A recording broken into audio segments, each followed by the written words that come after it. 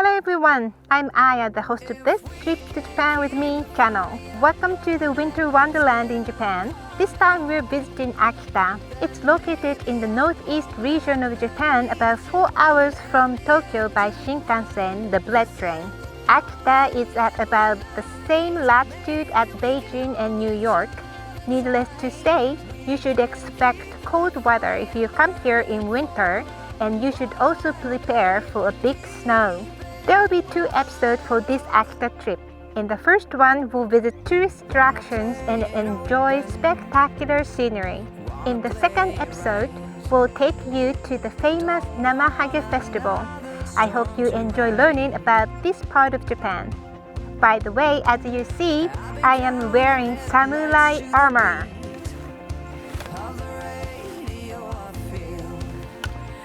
This is a unique experience I would recommend to anyone looking to experience a piece of Japanese history. Are you ready? Let's go on a trip to Japan with me.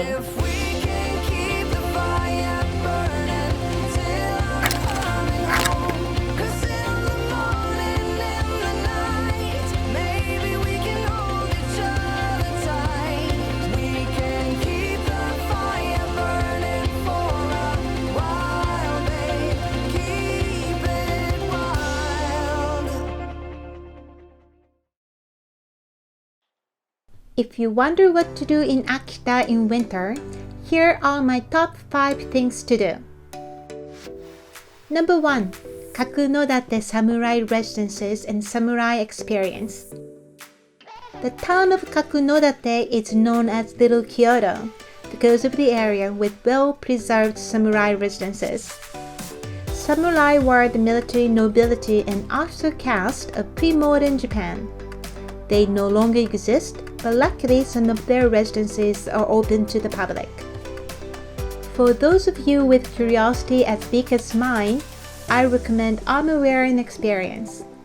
This type of armor was worn by a higher ranked samurai who was not likely to fight himself.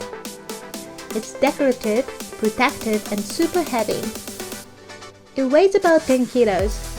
Because of the weight and elaborate construction, this armor requires help to put on. I wore a kimono for Kamakura and Hatsumode episodes, and this is hard. Maybe this is harder. 本当だ、重い。結構重い。本当だ、重い。 By the way, the soldiers that actually fought wore a simpler, lighter armor. I tested it by walking around the yard. The armor is heavy. The helmet is heavy and it pushes down my ears. The mask is cold. It doesn't provide warmth. I can't bend my elbows and knees well. It's clear as day that this armor is not for fighting. There are 7 virtues in the way of samurai: justice, courage, benevolence, politeness, thoughtfulness, honor, and loyalty. This is me trying to act my part. I heard there are female samurai, and I'm sure they possess those virtues. When you wear an armor and you have a sword, the right thing to do is to take a swing.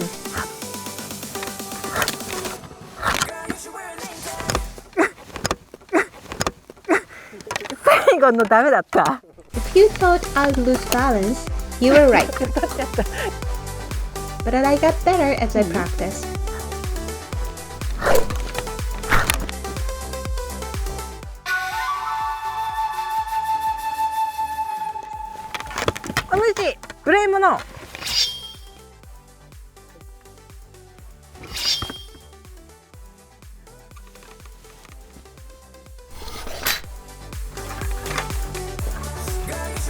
It was fun.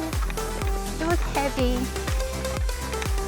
Both male and female guests can experience armor wearing, and kids can try too. You can take great pictures of traditional Japanese buildings and gardens too. Number 2. Lake Tazawa. I really like the view of the lake with the torii gate in the snow. I once saw a picture and that convinced me to come here. Lake Tazawa is the deepest lake in Japan. The beautiful azure color of the lake and the bright red torii gate creates such a unique and memorable contrast.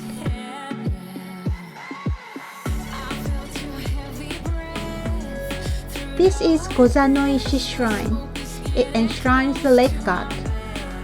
We offer prayer and thanks for the gorgeous view.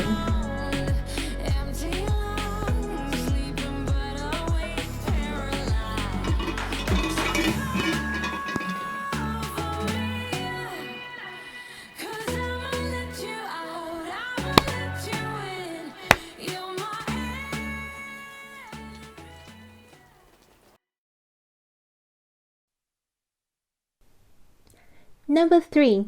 Nyuto Onsenkyo. Located at the foothills of the Nyuto Mountain inside the national park, this group of 7 hot spring resorts called Nyuto Onsenkyo attracts hot spring enthusiasts from all over the world.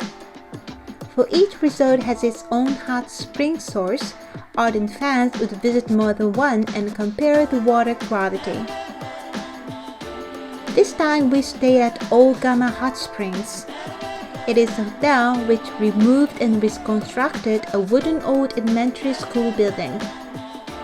You can enjoy the rustic atmosphere while you soak in the tub. You would find this kind of curtain at the entrance to public bath. The blue curtain says the male bath, and you will find a men's changing room and tub on the other side. The red is the female bath.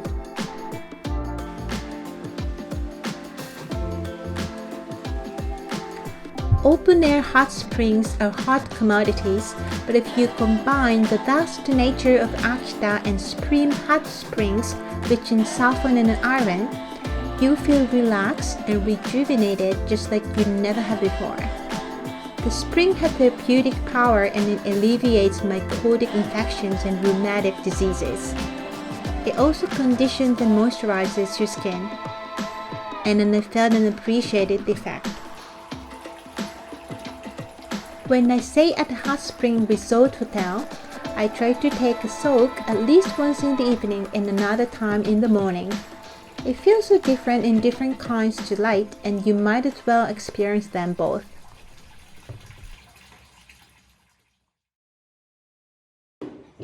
Number 4. Local cuisine in Akita. This is the famous Kiritanpo Nabe.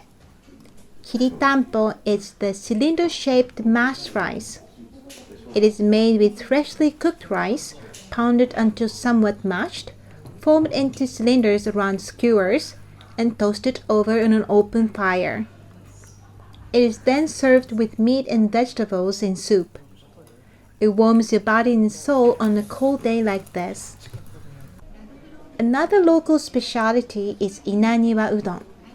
Udon is a Japanese weak noodle. Inaniwa Udon is one of several brands of udon that is popular nationwide. It is thin, chewy, and smooth. I was amazed that this simple dish delighted me.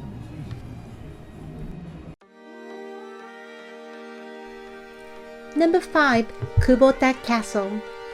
Kubota Castle was originally built in the early 17th century when the feudal lord was relocated by the shogun. Although few stone walls and no castle tower were ever built, the restored corner turret helps you envision this castle at its heyday. This is the main gate. It guards the castle against enemy attacks. Imagine the time when this was enough to keep them out. Luckily, this castle hasn't been through a lot of battles. Inside the castle grounds, there was an Inari shrine. It enshrined the fox god that promotes business and sports. It's said that the fox helped the feudal lord as an express messenger to Edo or modern-day Tokyo. This is the corner turret, or Osumi Yagura as the locals call it. Take a souvenir picture with it and go inside and learn the history. Enjoy the view of Akita City from the observatory on the top floor. That's it!